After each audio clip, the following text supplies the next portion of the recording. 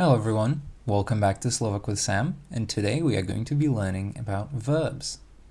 Today you will learn how to conjugate the first four verb classes in the present tense, as well as how to negate verbs. The endings for class 1 to 4 verbs are presented here in a table form for easy reference. Do not learn these in isolation. This is simply an overview. If you've already seen the video, for example, you may take a screenshot of this just to, have it as a quick reference. You should be able to recognize at the end of this video what this table means in general. Let's go over class 1 verbs first. We already know how to conjugate these. These are the verbs that end in ať in the infinitive. We have learned how to conjugate the verb volať sa, as well as some other verbs, in the first steps lesson, which will be linked in the card in the top right now. However, there is actually another conjugation of these verbs. I will get to that later. However, we will first go over the conjugation of the verb volať sa. The verb volať sa, to be called: ja sa volám, ty sa voláš, on, ona, ono sa volá, my sa voláme, vy sa voláte, oni sa volajú, oni sa volajú. Other verbs that conjugate the same: mať, to have, padať, to fall. So this was the first conjugation. This conjugation comes into effect when there is a short vowel in front of the ending, ať. However, what if there's a long vowel in front of the ending, such as in the verb čítať, to read? Two long vowels cannot follow each other in Slovak. This is a rule I want you to remember. That would be very difficult to pronounce. Čítať. Sounds weird, doesn't it? That is one of the key differences between Slovak and Czech, that in Czech, this rule is mostly absent. For example, in the verb to sing, in Slovak, the long vowel, or rather diphthong, which is treated lengthwise as a long vowel, would be followed by a long a in the ending. However, that cannot be the case, so we instead substitute the short vowel a and have spievam, I sing. However, in Czech, where this rule is not in effect, you would have ja spívam. So that is a key difference between Slovak and Czech. If you already know something about Czech, this will help you understand why Slovak has these verb conjugations slightly different. However, let's go over how you conjugate the verb čítať, to read, in Slovak. Here I have highlighted in the table the long vowels that have been shortened, because as you will recall, in the generic ending we have to add a lengthener mark. In fact, let's look at them. We have to add a lengthener mark and then add the appropriate ending. However, in these previous cases with the verb čítať, that would result in us having two long vowels right after each other, and we can't do that. So instead, we make the second vowel short. Ja čítam, ty čítaš, on, ona, ono číta, my čítame, vy čítate, oni, oni čítajú. Other verbs are conjugate similarly: plávať, to swim, and umývať, or umývať sa, to wash or to wash yourself. I have highlighted the long vowels in the other verbs so that you see exactly why these verbs are conjugated based on this way. Here are the endings for class 1 verbs in general. As you can see, we already learnt these. Don't learn these in isolation. These are just a quick reference for you to go over what we have just learnt or looked at. Now class 2 verbs. They end in ich in the infinitive, and they once again have two possible conjugations, once again based on the very same principle, whether there is a short vowel before the ending or a long vowel or diphthong before the ending. Some example of short vowels before the ending, for example, robiť, to do, and for a long vowel, kúpiť, to buy. Let's first look over the simpler conjugation, the verb robiť, to do, or to work. Ja robím, ty robíš, on, ona, ono robí, my robíme, vy robíte, oni, oni robia. Other verbs that conjugate similarly: hovoriť, to say or to speak, učiť, to teach, učiť sa, to learn, variť, to cook. Now the main difference between these conjugations and the conjugations of the class 1 verbs are, as you can see, the ending in the third person plural. Instead of you, we add ja. Now for the verb kupiť. Once again, two long vowels cannot follow each other in Slovak. It would be difficult to pronounce. And we do the exact same thing as we did with the class 1 verbs. We simply don't add the lengthener mark to the conjugation. Here's what it looks like. The verb kúpiť, to buy.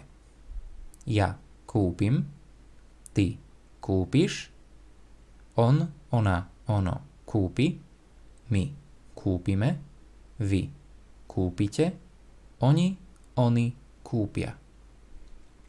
Other verbs that conjugate the same, for example, ľúbiť, to love. Here are the endings for class 2 verbs in general. As you can see, they are very similar to the endings for the class 1 verbs. The only major difference is the third person plural. Now for class 3 verbs.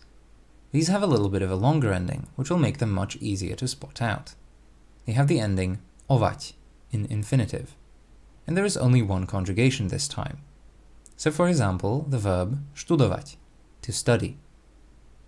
Now the ending might look a little intimidating, however, it is basically the same ending that we've been using in the class 1 and 2 verbs, but instead of the ov, we add uj. Don't ask me why, that's just how it is. Ja študujem, ty študuješ, on, ona, ono študuje, my študujeme, vy študujete, oni, oni študujú. Other verbs that conjugate similarly: pracovať, to work, tancovať, to dance, telefonovať, to phone, fotografovať, to photograph. So when we look at the endings in general, you can see that the m, sh, nothing, me, te, and something endings are still present. So these endings are very recognizable when you see them in context. When conjugating, remember that we have to take away the entire ovať and instead substitute not just an m, but a little bit of a longer sequence, ujem. Very often just the uj or uje sounds. Now for class 4 verbs. These have the ending ieć in the infinitive. And once again, they only have one conjugation. The most important verb for us in this category is the verb rozumieť, to understand. Ja rozumiem, ty rozumieš, on, ona, ono rozumie, my rozumieme, vy rozumiete, oni, oni rozumejú.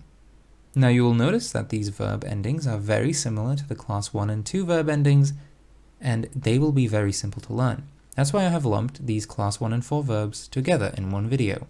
Here are the endings for the class 4 verbs in general. As you can notice, they are very similar to the verb endings for the previous cases. Now let's go over negating verbs. This is actually super easy in Slovak. You just add the prefix nie. That's it. No other exceptions, really. Nevolať sa, nerobiť, neštudovať. Nevolám sa, nerobíš, oni neštudujú. So yeah, these examples illustrate how to use it. It's really that simple, and I won't dwell on it too much. However, there is of course one exception. The verb nebyť, to not be. Instead of adding the nie prefix, you have to add the bonus word nie. Ja nie som, ty nie si, on, ona, ono nie je, my nie sme, vy nie ste, oni, oni nie sú. So, a little note. Notice how these are written apart. That's the way to write them. You should not write these together, so keep them separated. However, as you can see, the prefix nie is actually written together with the word, so this is a notable exception here. Finally, in this video, I want to stress the necessity of practice as we go further. After this week's lessons, or maybe next week's lessons, depending on how much information I decide to pack into them, you'll probably be able to form simple sentences in Slovak that are fully grammatically correct. At this point, your sentences, if you tried to form them, would not be grammatically correct. However, that's fine. I really still encourage you to try and form simple sentences about everyday objects or everyday actions. Even if you get the nouns completely wrong, since we haven't learned anything about them yet, you will learn how to conjugate verbs, which is a very important skill to have. It's much better than just memorizing the tables over and over again until you get them in your head, even if that is an effective strategy. A similar upside to this practice is that your vocabulary will increase. Now, vocabulary does come over time, so please do look up words you're interested in. Either just use Google Translate, or here are some dictionaries that I personally like. There's the English to Slovak dictionary available there. It also has functions for German, Spanish, as well as Russian and French, if I'm not mistaken, that you can use. And then finally, if you need some help with grammatical features, conjugations, or want really specific word definitions, you can check out the section dictionary, which is very, very helpful, but also quite difficult to navigate. I'll have a video about Slovak dictionaries coming soon that will hopefully help you improve your vocabulary. Thank you very much for watching. I hope you will use this information to practice a little bit. If you have any questions, feel free to ask them in the comment section below. I will be very glad to answer. If you have any tips for me, or if you have any comments, any requests, please leave them in the comment section as well. Thank you very much for watching, and I will see you again soon. Bye-bye.